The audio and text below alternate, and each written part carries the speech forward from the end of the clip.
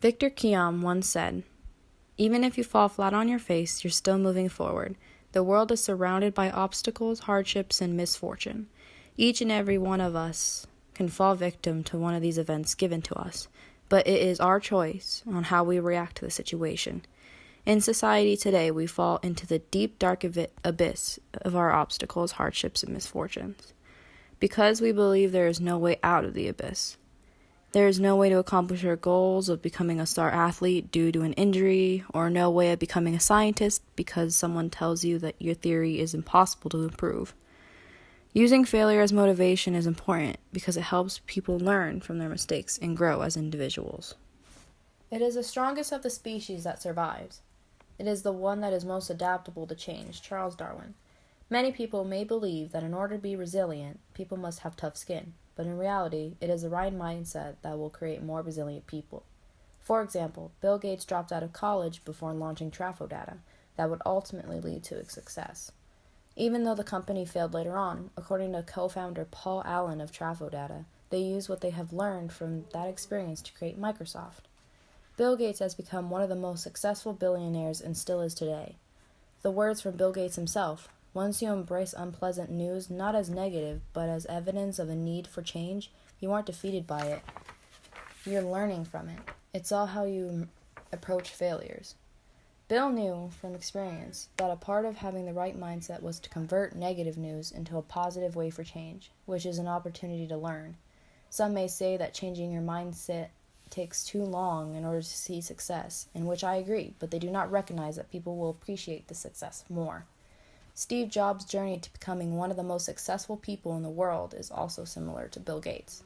Jobs was a college dropout, but returned back to his classes sleeping at friends' floors, having no money, and getting into drugs.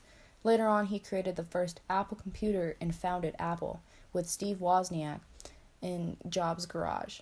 Bill Gates and Steve Jobs are a few of the many people who grew to be huge successful people from nothing. Currently, we see adolescents developing different approaches when dealing with failure.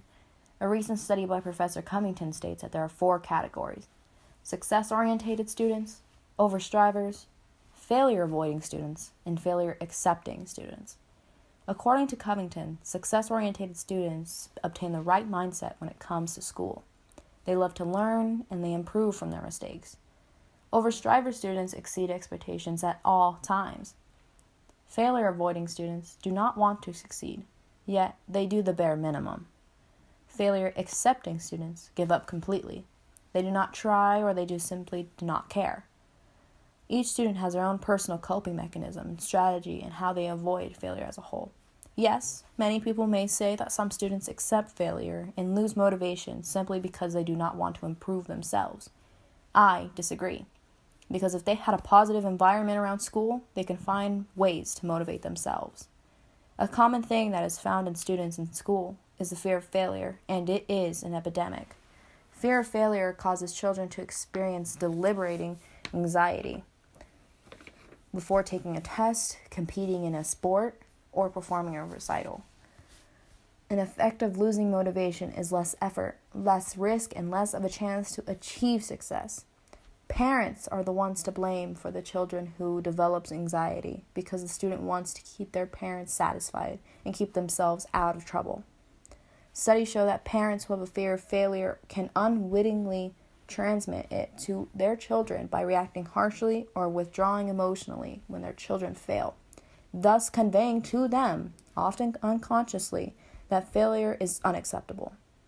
Parents are the most influential when it comes to developing coping mechanisms when dealing with failure. Now, I do recognize that with this fear, the purpose of being motivated in order to improve themselves is gone, but the motivation to keep the standards of their parents is what takes over the true purpose of motivation, in which I agree. Parents have been teaching their children the wrong behavior. Children will never learn if everything is handed to them on a silver platter.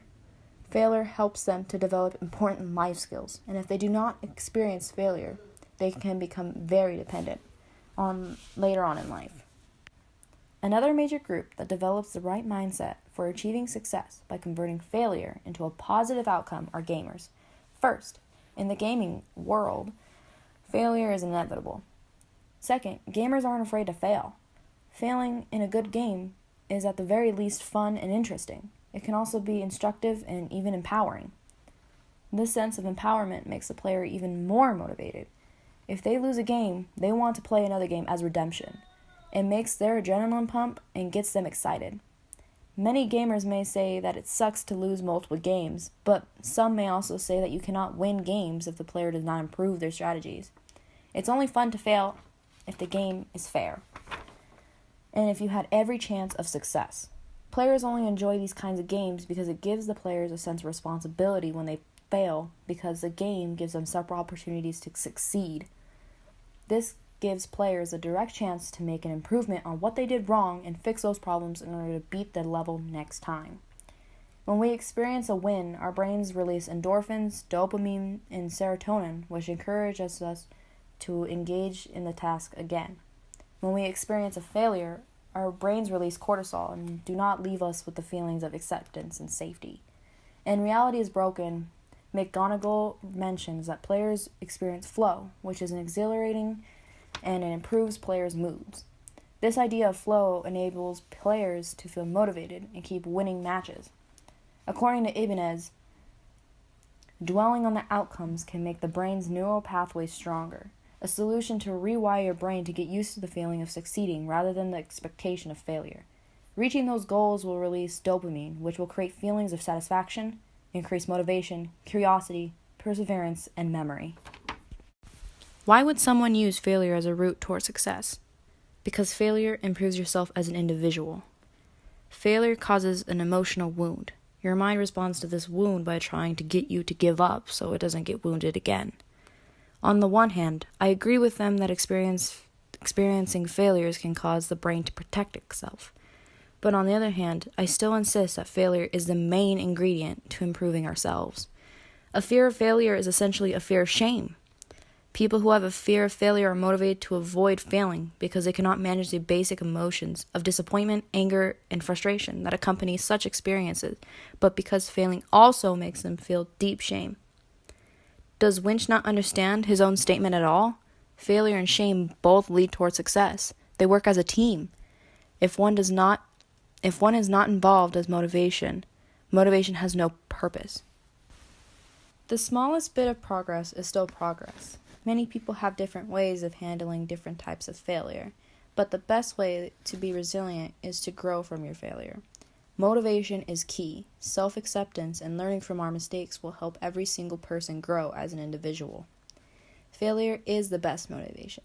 It's significant because it will help people who struggle and feel stuck in the feeling of helplessness.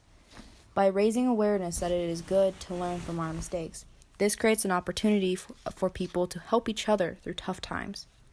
A way we can use this information to improve the way people cope with failure is to teach our children at a young age that success can come with the right mindset of using failure as an opportunity for change and improvement.